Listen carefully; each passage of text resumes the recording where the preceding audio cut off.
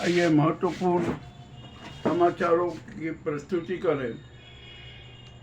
लंबे लंबे बातों करने की बजाय हम बहुत शॉर्ट में ये सारी बातें करना चाहेंगे। जो ये युद्ध विराम का शातिर षड्यंत्र खेला गया था ना, वो षड्यंत्र नाकाम हो गया। यह युद्ध विराम एक शातिर खेला था ट्रंप और नाऊ का। मामला बड़ा विचित्र हो गया। ये युद्ध विराम टूट गया, कल से ही टूट गया। इसका भी बड़ा नाटक हुआ। उसमें पाकिस्तान का भी एक रोल सामने आया। पाकिस्तान ने कहा था कि जो ईरान के जो 10 सूत्री प्रस्ताव थे ना, उसमें ईरान भी का भी मुद्दा शरीक था, किंतु इजराइल ने कहा कि हम कोई ऐसा समझौता युद्ध विराम नहीं मानते, और उसने ईरान को सचेत करने के लिए लेबनान पर हमला किया, जिसमें लगभग 300 से अधिक लोगों की मौत हो गई और 1250 से अधिक घायल हुए। यह नरसंहार की श्रेणी में आता है। अब यहाँ पर बड़ा विचित्र बात हो गई। ट्रंप और ये नेतन्याहू एक ही है। ट्रंप ने शातिर खेल खेला। उन्होंने कहा कि मैं इधर युद्ध विराम की को स्वीकृति देता हूँ, तुम हमले करते जारी रहना। तो इजराइल ने ईरान पर भी हमला किया और लेबनान पर भी हमला किया। सारा मामला बड़ा विचित्र हो गया। ईरान भी सत्य में आ गया कि कितना बड़ा धोखा किया।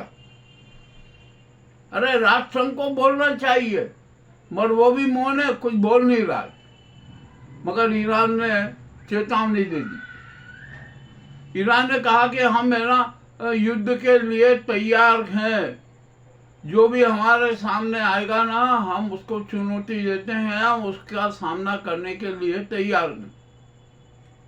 IRGC के सलाहकार कमांडर ने स्पष्ट घोषणा कर दी। बल्कि घोषणा ही नहीं की, उसी के साथ उन्होंने बदला लेना भी शुरू कर दिया। ईरान पर भयंकर मिसाइल और ड्रोन हमले किए। सारा जो इजराइल जल उठा, धुआं धुआं हो रहा। नेतन्याहू भी घबरा गए कि क्या किया जाए, कैसे रोकेंगे, नहीं हुआ। पर इसी बीच इजराइल में भी एक बड़ा नाटक हुआ। वहां पर गृह युद्ध की स्थिति हो गई। जितने भी विपक्षी थे ना, सब नाव पर टूट पड़े कि ये नाव इजराइल को बदनाम करना चाह रहा है और इसको इजराइल को समाप्त करना चाहता है। अब मामला बड़ा विचित्र हो गया।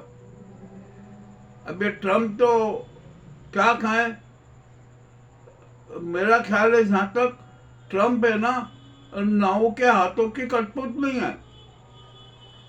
और क्यों डरते हैं ट्रंप नाव से, इसका भी कोई पता नहीं। और कुछ न कुछ साठगांठ तो है, गहरी साठगांठ है।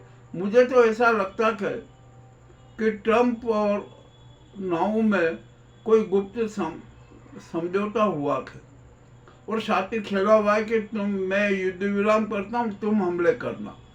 अभी युद्ध विराम टूट गया, समाप्त हो गया। अब महाविनाशक विश्व युद्ध चालू होगा। ईरान ने परमाणु बम बना लिए, अब उसका यूरेनियम भी कोई नहीं हड़प सकता। कड़ी सुरक्षा में उसने अपनी जो नुकसान हुआ था ना, उसकी भरपाई भी शुरू कर दी है। जो नुकसान हुआ था, मिसाइलें भी और सुरक्षित जगह रख दी, उनके सबकी सुरक्षा ढाल भी बना दिया। जो लॉन्चर थे उनको भी रिपेयर करके और फिर युद्ध के लिए तैयार कर दिया। यानी एक महाविनाशक युद्ध के लिए ईरान भी तैयार है। हार्मुज का जहाँ तक मामला आया तो उसने हार्मुज भी बंद कर दिया, या फिर से बंद कर दिया, कोई कुछ जरूरत नहीं। पाकिस्तान भी बड़ा संकट में हो गया। अब तो इजराइल पाकिस्तान पर हमले करने की तैयारी में है। और जो कल 10 अप्रैल को जो बैठक होने वाली थी ना युद्ध विराम को लेकर, वो भी शायद नहीं होगी। ईरान ने बैठक का बहिष्कार कर दिया कि हम बैठक में नहीं आएंगे, हमारा कोई भी प्रतिनिधि नहीं आएगा। चलिए, अब जो भी ये हो गया, अब आखिरकार होगा क्या? और मैं समझता हूँ, और जहाँ तक मेरी अपनी सोच है, कि हो सकता है कि 2-3 दिन में ही विश्व युद्ध पुनः शुरू हो जाए। और इस बार यदि विश्व युद्ध शुरू हुआ तो अमेरिका और इजराइल की खैर नहीं, सऊदी की खैर नहीं, यूएई ने जो आज ईरान के साथ व्यवहार किया ना, उसकी भी खैर नहीं। अब तो मामला बड़ा विचित्र हो गया। अब क्या किया जाए कि इनको समझाए कौन? अब तो इजराइल के विपक्षी नेता क्या बता रहे, बोल रहे पता है, ये नेतन्याहू तो पागल कुत्ते के समान है। अरे, इससे ज्यादा अपमान की भाषा और क्या हो सकती है जो नेतन्याहू के लिए कही गई। अब क्या किया जाए, होगा क्या? और ट्रंप भी बड़े विचित्र स्थिति में, ट्रंप को त्याग पत्र देना ही पड़ेगा, किसी भी कीमत पर देना पड़ेगा। उन्होंने तो अमेरिका की हर तरीके से इज्जत ही मिट्टी में मिला दी, आर्थिक संकट में भी खड़ा कर दिया। अब जो भी हो रहा है वो तो होगा ही ना। तो ये ईरान को धोखा दिया गया अमेरिका की ओर से, ये बड़ा शातिर खेल हुआ। अब क्या ईरान पाकिस्तान में विश्वास करेगा, ये भी एक बड़ा अहम समस्या होगी। और दूसरी तरफ हालात और नाजुक होते जा रहे।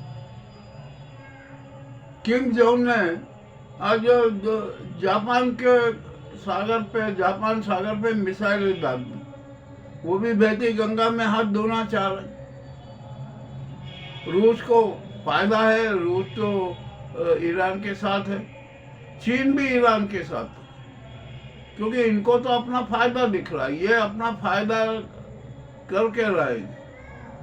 अब क्या स्थिति बनेगी, क्या होगा? अरे, ये ट्रंप ने धोखाधड़ी क्यों करते हैं?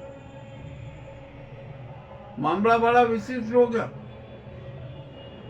अब ये युद्ध विराम के बाद ईरान इजराइल पर जो क्रूर हमले करेगा ना, उसका खामियाजा भी बहुत बड़ा होगा। उसका असर भारत पर भी आएगा।